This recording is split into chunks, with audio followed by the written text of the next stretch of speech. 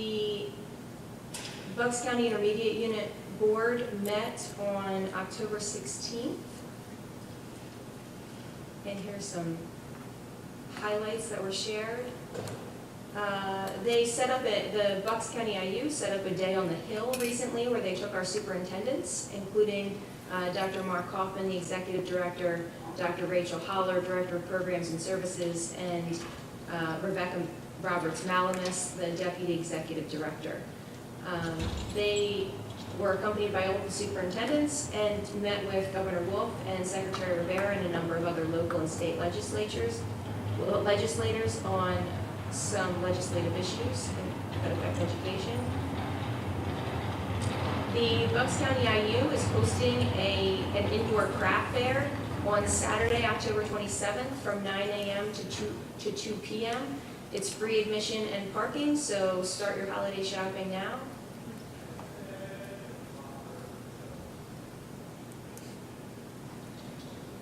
School Psychology Awareness Week this year is November 12th to 16th. The purpose is to bring awareness to the different roles that school psychologists play in supporting students of all ages and abilities. This year's theme is Unlock Potential, Find Your Password.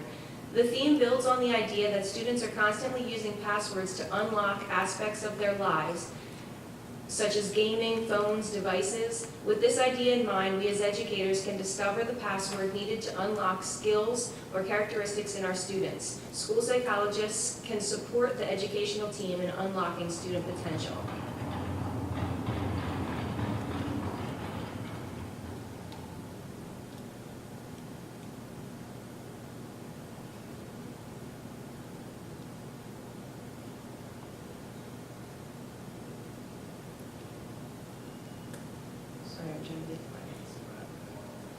The 19th Annual Secondary Transition Options and Resource Fair is upcoming. The Bucks County Intermediate Unit, along with the Transition Coordinating Council of Bucks County, are hosting their 19th Annual Secondary Transition Options and Resource Fair on Thursday, November 1st.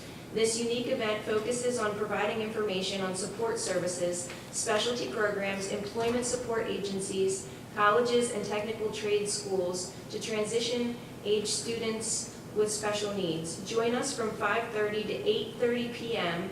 at the Bucks County Intermediate Unit located at 705 North Shady Retreat Road in Doylestown, PA. Attendance and parking are both free and light snacks will be provided.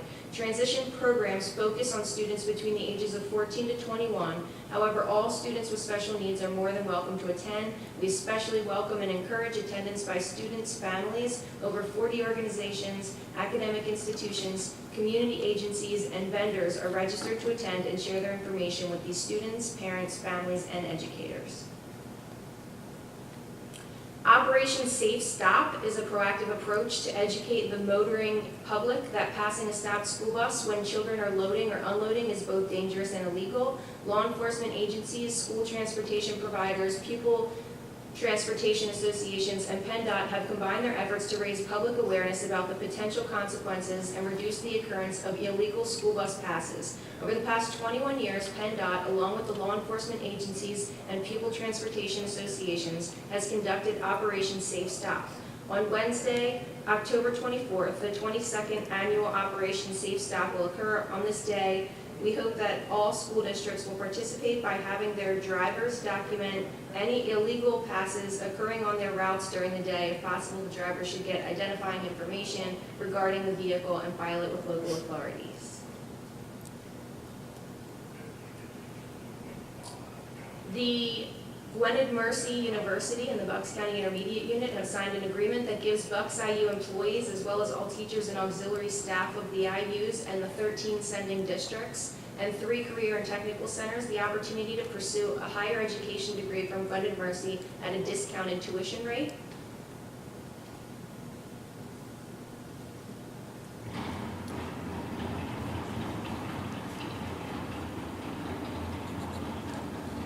Just 2 more things. Sensory story time. The Bucks County Free Library is gearing up to once again offer sensory story times.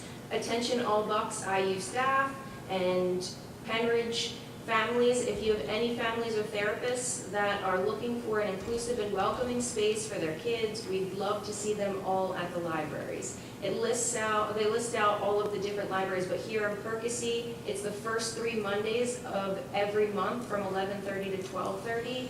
And Quakertown also has it the first 3 Tuesdays of every month from 10:30 to 11:30.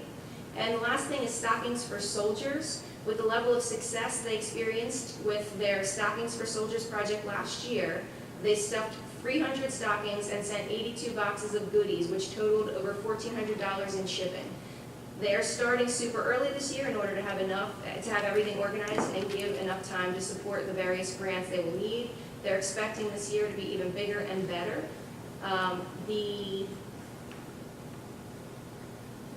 If you have anything to contribute, and it needs to be contributed by November 9th, Friday, November 9th.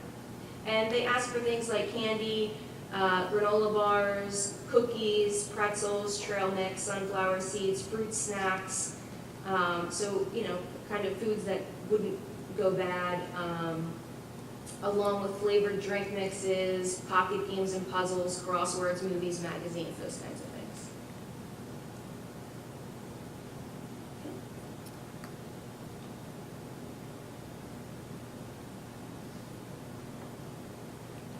Next up is personnel, Mrs. Walters. Okay. The Personnel Committee did not meet the month of October, and our next meeting is going to be Monday, November 5th. Thank you, Mrs. Walters. Policy, Ms. Kildare.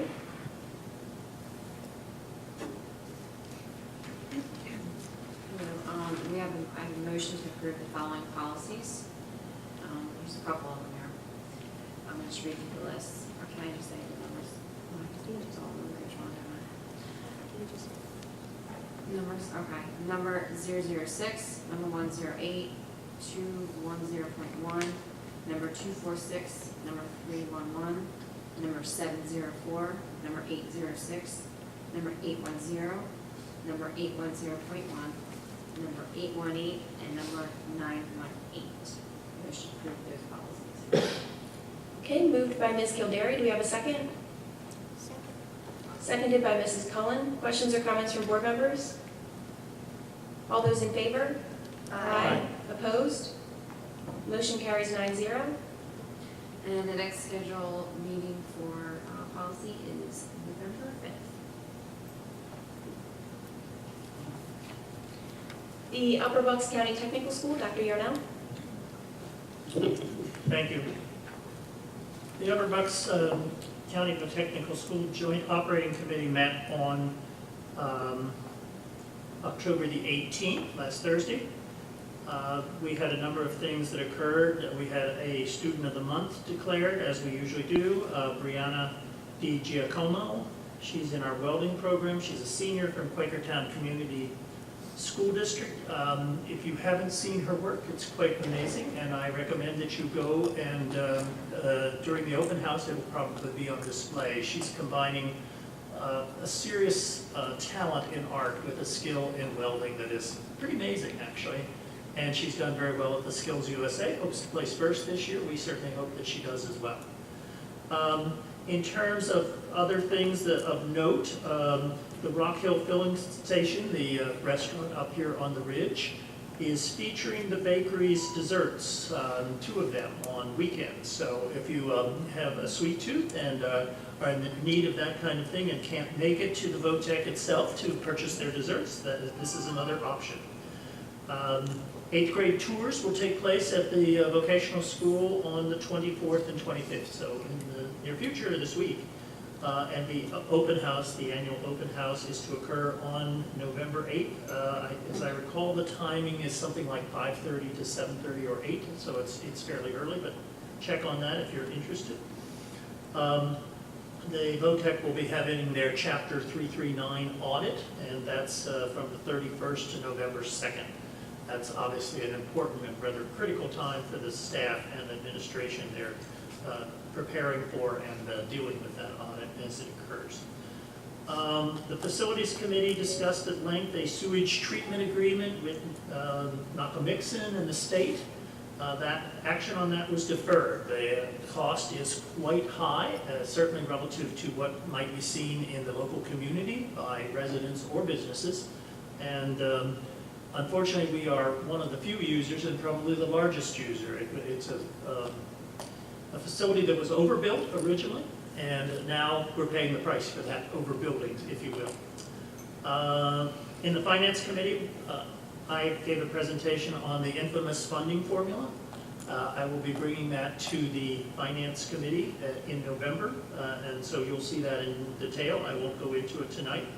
As here, the comprehensive plan draft was presented at the vocational school on Thursday night as well. We approved 16 or perhaps 17 students who will participate in the farm show, the Pennsylvania Farm Show in early January. Certainly something worth going to and seeing. Usually the weather is pretty atrocious, but you never know. And they have apparently purchased some very high-grade animals that will be shown at the show, and of course our students get to groom and prepare those animals, and then I'm sure be heartbroken if they get sold or not continue in their care. Beyond that, I should note we have a new JAC member. That's Danielle Bodner. She's the executive director of the Upper Bucks County Chamber of Commerce. I also want to note, and I'm sure I'll be back with this information again, there will be a household hazardous waste collection as there is every year in June. This year it's scheduled for June 1st, 2019. Beyond that, I think there is a manufacturing job fair also being held at the vocational school, and that is on October 24th, 2018, and it's open to the public. If anyone's interested in going, I suggest they contact them for the specific hours. I do note here that the open house is from 5:30 to 7:30 on the 8th. I also should note, because it was something that was credited, and I don't know whether Dr. Bolton should be the person receiving the credit or not, but someone at Pennridge obviously has a plan for our 6th grade students to go and tour at the vocational school. And obviously the folks there felt that that was really an optimum situation, something that they could go forward with. So thank you, whoever it was that arranged for that. All credit goes to the middle school principals. Yeah. Although I'll take it if you want. Anyone's fine. That completes my report, other than the next meeting is scheduled for Thursday, November 15th, 2018. Thank you, Dr. Yarnell. Any idea on what the 2 desserts are that they're bringing to the filling station? Black Forest cake is one of them. Apple strudel. Yeah. Apple strudel. I think apple strudel. I've had neither, but I've had some of the other desserts, which are very, very good. So on that basis, I'd recommend.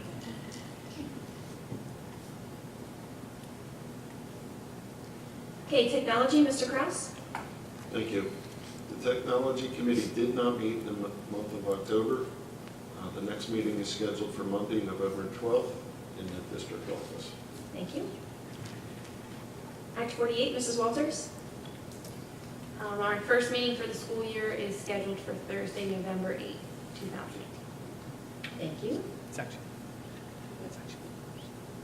November 1st. That's wrong. What's, It's actually November okay, so we have a correction that it's November 1st.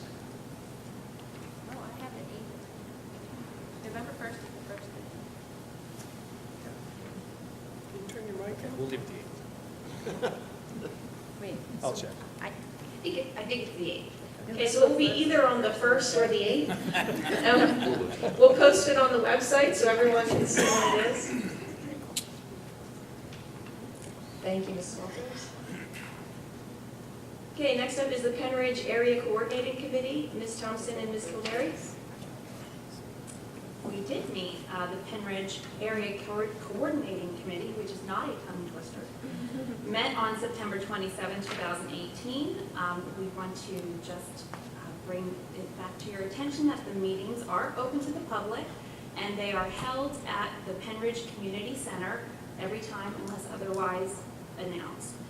So this time we met We had Claire Black from Silverdale, myself representing this Pennridge School District, and David Nyman from East Rock Hill, who also served as facilitator. We basically got a report from all of the municipalities that participated. Silverdale reported the status of their Green Street project. They received a grant for just over $147,000, but the bids for the project were more than double that grant allotment. So they are revisiting the project with their engineer to determine the source and the solution for that discrepancy. West Rock Hill reported that the Weiss Market site improvements are underway. The traffic signal installation at the intersection of Route 313 and Croft Drive was estimated to be completed by the end of this month. The trail and sport field construction at Elephant Road have commenced, and they have reached a tentative agreement on a new police contract. East Rock Hill reported that the Bucks County Planning Commission will be assisting the township in updating their comprehensive plan.